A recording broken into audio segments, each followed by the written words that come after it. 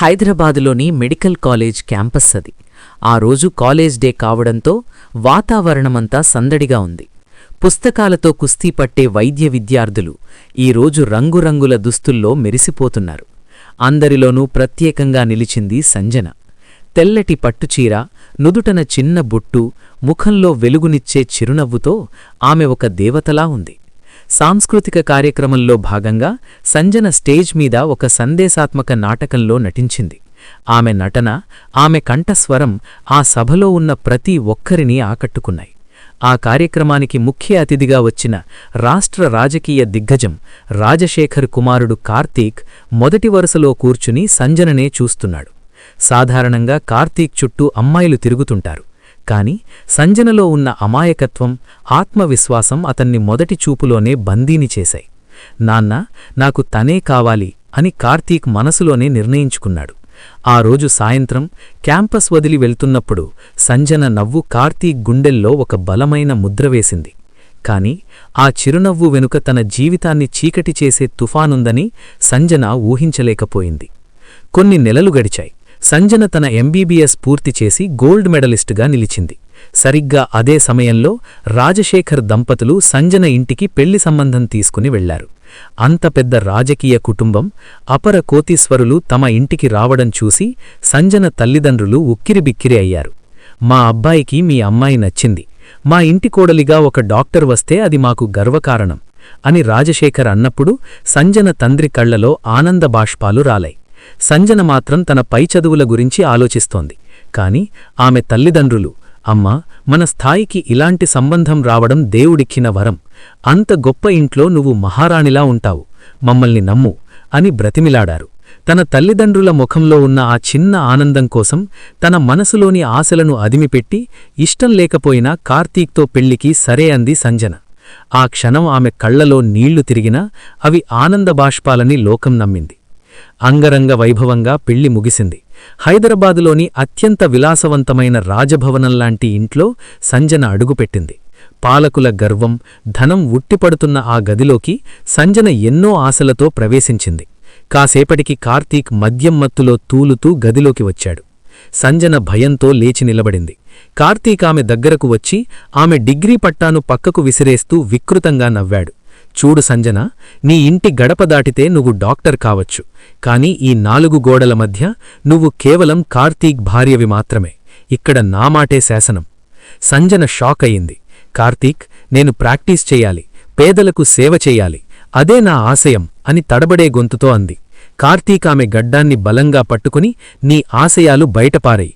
నువ్వు కేవలం నా అవసరాలు తీర్చడానికి, మా నాన్న రాజకీయ హోదా పెంచడానికి ఇక్కడ ఉండాలి. నీ డిగ్రీలు నా కాలి గోటితో సమానం. నోరు మూసుకుని ఉంటేనే నీకు మర్యాద అని హెచ్చరించాడు.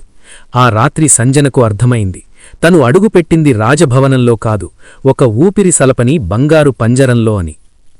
పెళ్లై నెలగడవకముందే కార్తీక్ అసలు రంగులు పూర్తిగా బయటపడ్డాయి. పగలు లోకం ముందు ఒక మర్యాదస్థుడైన రాజకీయ వారసుడిగా కనిపించేవాడు. కాని రాత్రయ్యేసరికి ఒక మృగంలా మారేవాడు. ప్రతిరోజూ అర్ధరాత్రి మద్యం మత్తులో ఇంటికి రావడం, ఇంట్లోని వస్తువులను విసిరికొట్టడం అతనికి అలవాటుగా మారింది. ఒకరోజు రాత్రి సంజన అనుకోకుండా కార్తీక్ ఫోన్లో మాట్లాడుతున్న మాటలు విన్నది. అతను మరేదో అమ్మాయితో అత్యంత నీచంగా, అసభ్యంగా మాట్లాడుతున్నాడు. జూదం, పేకాట క్లబ్బుల్లో అతను లక్షలాది రూపాయలు తగలేస్తున్నాడని సంజనకు అర్థమైంది. అది చూసిన సంజన రక్తం మరిగిపోయింది. తను ఎంతో గౌరవించిన వ్యక్తి ఇంతటి నీచమైన మనస్తత్వం ఉన్నవాడా అని ఆమె ఆత్మగౌరవం దెబ్బతిన్నది. తన చదువు, సంస్కారం ఈ మనుషుల ముందు వెక్కిరింతలుగా కనిపిస్తున్నాయని ఆమె గ్రహించింది. ఓ అర్ధరాత్రి కార్తీక్ మద్యం మత్తులో తూలుతూ రావడం చూసి సంజన ఇక సహించలేకపోయింది. అతను ఫోన్లో ఒక పరాయి స్త్రీతో మాట్లాడుతుండగా ఆమె వెళ్లి ఫోన్ లాక్కుంది. కార్తీక్, చాలు, ఆపండి ఈ అరాచకం. మీకు పెళ్లయిందన్న స్పృహ ఉందా? ఒక డాక్టర్ని భార్యగా తెచ్చుకుని మరో అమ్మాయితో ఇలా ప్రవర్తించడం మీ సంస్కారమేనా అని ధైర్యంగా నిలదీసింది. సంజన గొంతు పెంచడం కార్తీక్ అహంకారానికి తగిలిన దెబ్బ. నాకే ఎదురు తిరుగుతావా అని అరుస్తూ ఆమె జుట్టును గట్టిగా పట్టుకుని గదిలోని గోడకు విసిరికొట్టాడు. సంజన తల గోడకు తగిలి ఒక్కసారిగా కళ్ళు తిరిగాయి. ఆమె నుదుడిమీద రక్తం చెందింది. కార్తీక్ ఆమె ముఖం దగ్గరకు వచ్చి, నువ్వొక మధ్యతరగతి డాక్టర్వి, నా కాళ్ల కింద ఉండాల్సిన దానివి, నన్ను ప్రశ్నిస్తే నీ ప్రాణాలు కూడా ఉండవు గుర్తుంచుకో, మా నాన్న తలుచుకుంటే నీలాంటి డాక్టర్లను 100 మందిని నడిరోడ్డు మీద పడేస్తాడు అని గర్జించాడు. నేలమీద రక్తం ఓడుతూ పడి ఉన్న సంజనకు అప్పుడు అర్థమైంది, పోరాడాల్సింది కేవలం ఒక భర్తతో కాదు, అధికారం తలకెక్కిన ఒక నరరూప రాక్షసుడితో అని. ఆ రాత్రి ఆమె కళ్లలో రాలిన కన్నీళ్లు భవిష్యత్తులో ఆమె చేయబోయే పోరాటానికి నాంది పలికాయి. సంజన జీవితం ఇప్పుడొక ద్వంద్వ యుద్ధంలా మారింది. ప్రతిరోజూ ఉదయం అద్దం ముందు నిలబడ్డప్పుడు ఆమెకు తన ఒంటిపై కార్తీక్ చేసిన గాయాలు, వాతలు కనిపిస్తుంటాయి. కాని బయట ప్రపంచానికి ఆమె ఒక గౌరవనీయమైన డాక్టర్. తన ఆత్మగౌరవాన్ని కాపాడుకోవడానికి ఆ నీలిరంగు మచ్చలను మేకప్తో, చీర కొంగుతో చాకచక్యంగా కప్పివేస్తుంది. హాస్పిటల్లో రోగుల ప్రాణాలు కాపాడుతున్నప్పుడు ఆమెను అందరూ దేవతలా చూస్తారు. కాని అదే సంజన సాయంత్రం ఇంటి గడప తొక్కుతుంటే భయంతో వణికిపోతుంది. కన్నవారికి ఫోన్ చేసినప్పుడు, నేను చాలా బాగున్నాను నాన్నా, కార్తీక్ నన్ను మహారాణిలా చూస్తున్నాడు అని అబద్ధం చెప్పి ఫోన్ పెట్టేశాక దిండులో ముఖం దాచుకొని వెక్కి వెక్కి ఏడ్చేది. ఆ నిశ్శబ్ద రోదన ఆ 4 గోడలకు తప్ప ఎవరికీ వినిపించేదు. ఒకరోజు రాత్రి సంజన డ్యూటీ ముగించుకొని ఇంటికి వచ్చేసరికి పైన అంతస్తు నుంచి ఒక అమ్మాయి ఆర్తనాదాలు వినిపించాయి. పరుగున వెళ్లి చూసిన సంజనకు అక్కడ దృశ్యం చూసి రక్తం మరిగిపోయింది. కార్తీక్ ఒక కాలేజ్ అమ్మాయిని అపహరించి తెచ్చి ఆమెపై అటాక్ చేయడానికి ప్రయత్నిస్తున్నాడు. కార్తీక్, ఆగు, ఏం చేస్తున్నావు? నువ్వు మనిషివా మృగమా అని గర్జిస్తూ సంజనను వెనక్కి లాగింది. తన సుఖానికి అడ్డొస్తోందన్న కోపంతో కార్తీక్ పక్కనే ఉన్న ఖరీదైన విస్కీ బాటిల్ను సంజన తలపై బలంగా బాదాడు. బాటిల్ ముక్కలై సంజన తల నుండి రక్తం ధారగా కారింది. ఆ దెబ్బకు సంజన స్పృహ కోల్పోయే స్థితిలో ఉన్న ఆ అమ్మాయిని పారిపొమ్మని సైగ చేసింది. ఆ రాత్రి సంజనకు అర్థమైంది, తన భర్త కేవలం కోపిష్టి కాదు, ఒక నరరూప రాక్షసుడు అని. ఆ గాయాల నుండి కోలుకుంటున్న సమయంలో సంజనకు తను గర్భవతి అనే విషయం తెలిసింది. ఆ వార్త వినగానే ఆమె కళ్లలో మళ్లీ మెరుపు మెరిసింది. కనీసం ఈ బిడ్డకోసమైనా కార్తీక్ మారుతాడు, తండ్రి అనే బాధ్యత అతడిలోని రాక్షసుడిని చంపేస్తుంది అని ఆమె ఆశపడింది. ఒక శుభముహూర్తాన కార్తీక్ దగ్గరకు వెళ్ళి తన కడుపుపై చెయ్యివేసి, కార్తీక్, మనం తల్లిదండ్రులం కాబోతున్నాం, మన బిడ్డ కోసం మనం కొత్త జీవితం ప్రారంభిద్దాం, పాతవన్నీ మరిచిపోదాం అని ఎంతో ప్రాధేయపడింది. సంజన మాటలకు కార్తీక్ ఒక్క క్షణం మౌనంగా ఉండి నవ్వాడు. ఆ నవ్వులో మార్పు ఉందో లేదో ఆమె గ్రహించలేకపోయింది. కాని సంజన ఆశలు అడియాసలయ్యాయి. ఒక రాత్రి మద్యమ్మత్తులో వచ్చిన కార్తీక్కి సంజన తన అధికారాన్ని బిడ్డపేరుతో శాసించబోతోందని ఎవరో నూరిపోశారు. ఆవేశంతో గదిలోకి వచ్చిన కార్తీక్ సంజనను జుట్టుపట్టుకుని కిందకు ఈడ్చాడు. కార్తీక్, వద్దు, నా కడుపులో నీ రక్తం పెరుగుతోంది, ప్లీజ్ మన బిడ్డను ఏమీ చెయ్యకు అని సంజన అతని కాళ్లను పట్టుకుని రక్తపు చేతులతో విలపించింది. కాని కనికరం లేని ఆ మృగం తన బరువైన బూటుకాలితో సంజన కడుపుపై శక్తికొద్దీ బలంగా తన్నాడు. నాకు వారసుడక్కర్లేదు, నన్ను ఎదిరించేవాడు నా రక్తమైనా నాకు శత్రువే అని అరుస్తూ పదే పదే తన్నాడు. రక్తపు మడుగులోపడి విలవిలలాడుతున్న సంజన కళ్లముందే ఆమె కడుపులోని ప్రాణం అనంతవాయువుల్లో కలిసిపోయింది. సంజన గుండె ముక్కలైపోయింది. బిడ్డను చంపిన పాపం బయటపడకూడదని కార్తీక్ సంజనను పయ్యంతస్తులోని ఒక చీకటి గదిలో బంధించాడు. ఆమెకు వైద్యం అందకుండా చేసి అక్కడ మంటలు అంటించి అది ఒక ప్రమాదం, యాక్సిడెంట్గా చిత్రించాలని తన అనుచరులతో ప్లాన్ చేశాడు. అర్ధరాత్రివేళ కిటికీగుండా కార్తీక్ మాట్లాడుతున్న మాటలు సంజన చెవిన పడ్డాయి. శవం కూడా దొరకకూడదు, అంతా బూడిదైపోవాలి అన్న కార్తీక్ మాటలు విని సంజనలో ప్రాణభయం పోయి పోరాట పటిమ పెరిగింది. తన ఎంబీబీఎస్ సర్టిఫికెట్లను తన ప్రాణం కంటే మిన్నాగా ఒక బ్యాగ్లో దాచుకుంది. తన చీరనే నిచ్చెనగా మలచుకుని చావు అంచుల్లో ఉన్న తన శరీరాన్ని కష్టంగా ఈడ్చుకుంటూ కిటికీలోంచి కిందికి దూకింది. వర్షంలో తడుస్తూ ముళ్లపొదల్లో పడుతూ పరిగెత్తింది. అటుగా వెళ్తున్న ఒక గూడ్స్ రైలును చూసి తన సర్వశక్తులూ ఒడ్డి ఆ రైలు భోగీలోకి ఎక్కింది.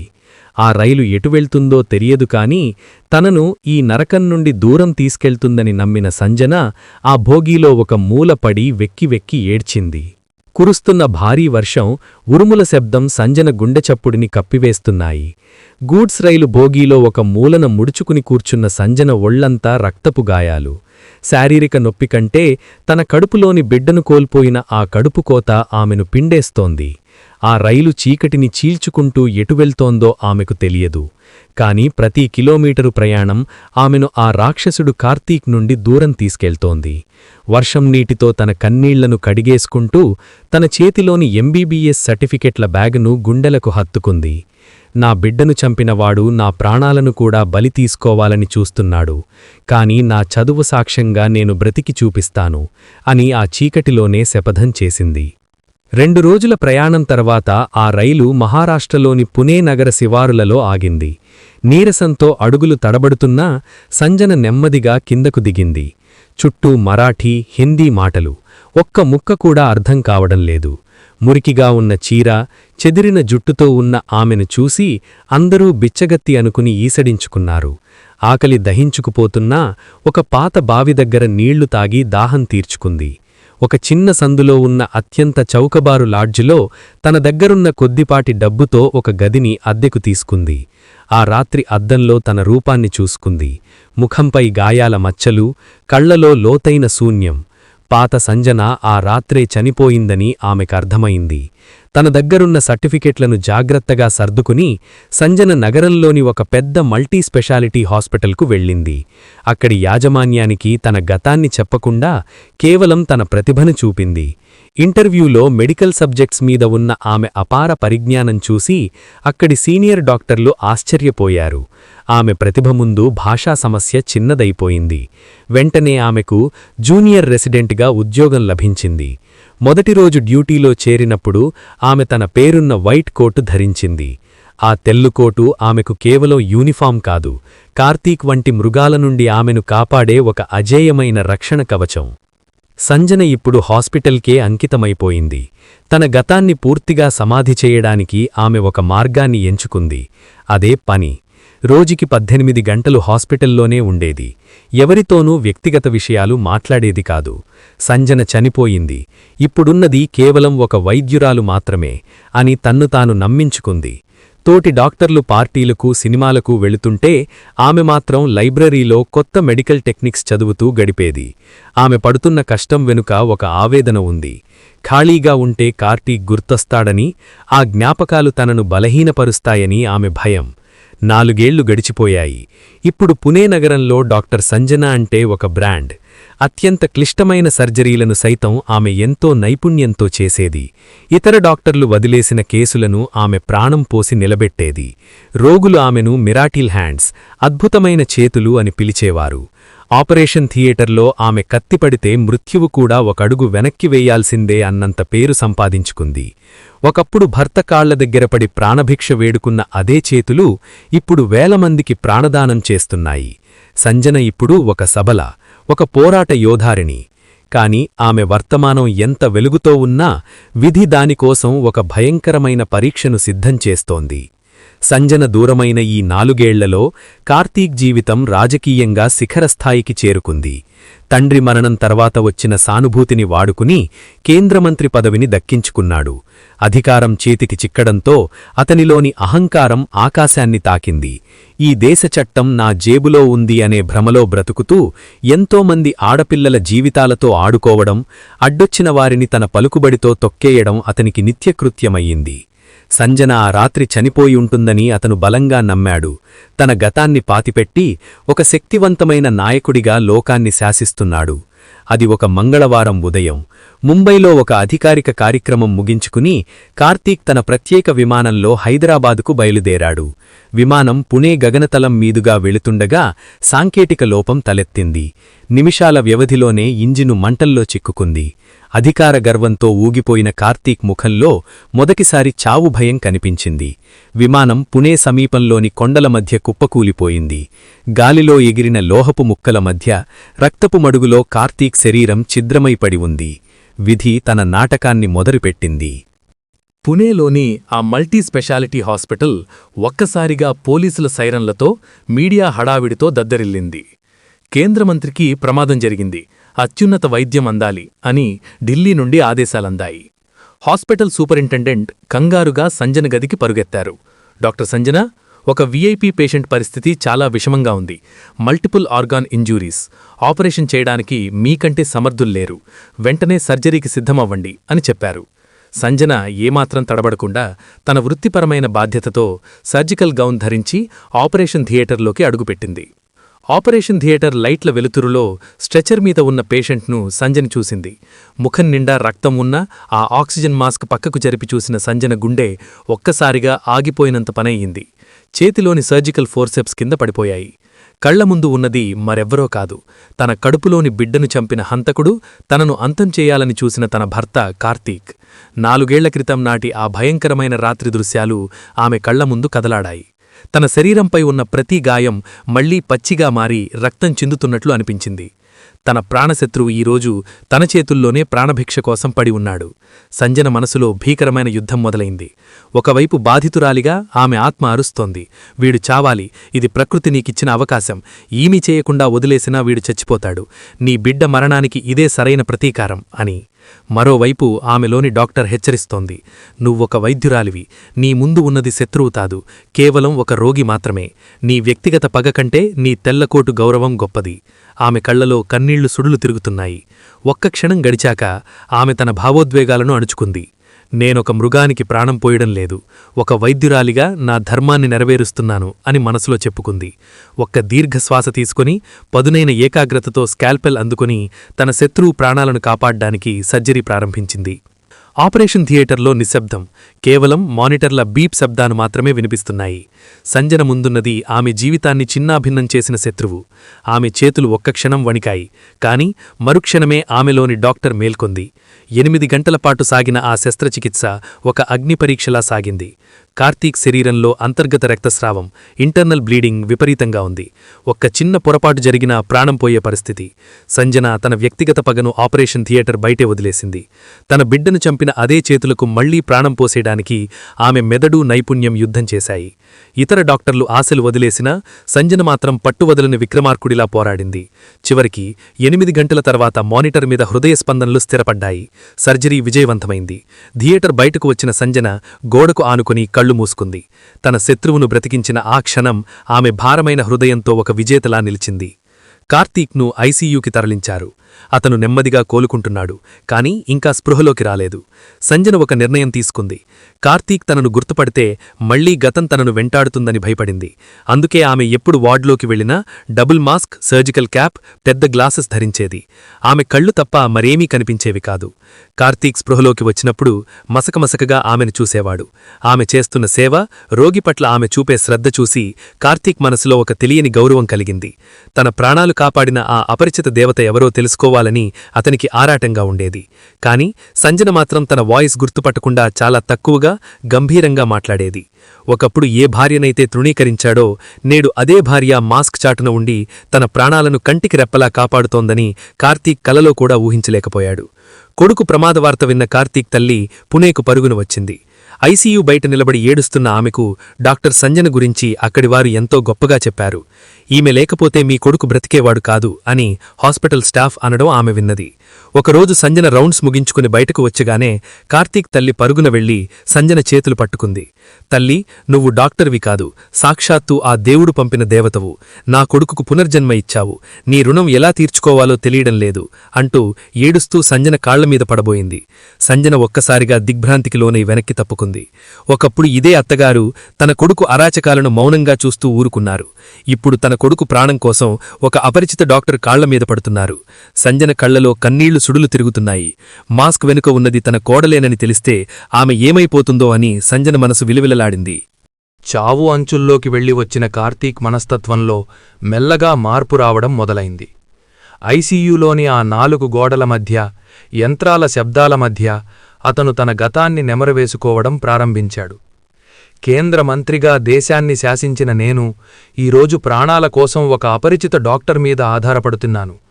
నా అధికారం, నా అహంకారం ఈ మృత్యువును అడ్డుకోలేకపోయాయే అని మొదటిసారి కుమిలిపోయాడు. ప్రతిరోజూ తన దగ్గరకు వచ్చి ఎంతో ఓపిగ్గా సేవ చేస్తున్న ఆ డాక్టర్ పట్ల అతనికి ఎనలేని భక్తి కలిగింది. ఆమె తనతో ఒక్క మాట కూడా మాట్లాడకపోయినా ఆమె చూపుల్లో ఏదో తెలియని వేదన, లోతైన నిశ్శబ్దం అతనికి అర్థమయ్యేవి. నన్ను కన్న తల్లి కంటే ఎక్కువగా కాపాడుతున్న ఆ డాక్టర్ ముఖాన్ని ఒక్కసారైనా చూడాలి, ఆమెకు పాదాభివందనం చెయ్యాలి అని కార్తీక్ పట్టుబడ్డాడు. తన తల్లితో కూడా ఇదే విషయం చెప్పి ఆ డాక్టర్ను పిలిపించమని బ్రతిమిలాడాడు. డిశ్చార్జ్ అయ్యే సమయం దగ్గరపడింది.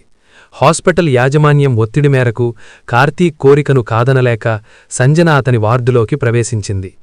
కార్తీక్ చేతులు జోడించి మంచం మీద కూర్చుని ఉన్నాడు. అతని తల్లి పక్కనే ఉంది. డాక్టర్ గారు, మీరు నా ముఖాన్ని ఎప్పుడూ మాస్క్ వెనుక ఎందుకు దాచుకుంటున్నారో నాకు తెలియదు. కానీ నా ప్రాణదాత అయిన మిమ్మల్ని చూడకుండా వెళ్లడం నా వల్ల కాదు. దయచేసి ఒక్కసారి మీ మాస్క్ తీయండి అని కార్తీక్ దీనంగా అడిగాడు. సంజన ఒక నిమిషం కళ్ళు మూసుకుంది. గదిలో నిశ్శబ్దం రాజ్యమేలుతోంది. నెమ్మదిగా తన గ్లాసెస్ తీసింది. ఆ తర్వాత తన ముఖానికి ఉన్న మాస్కును తొలగించింది.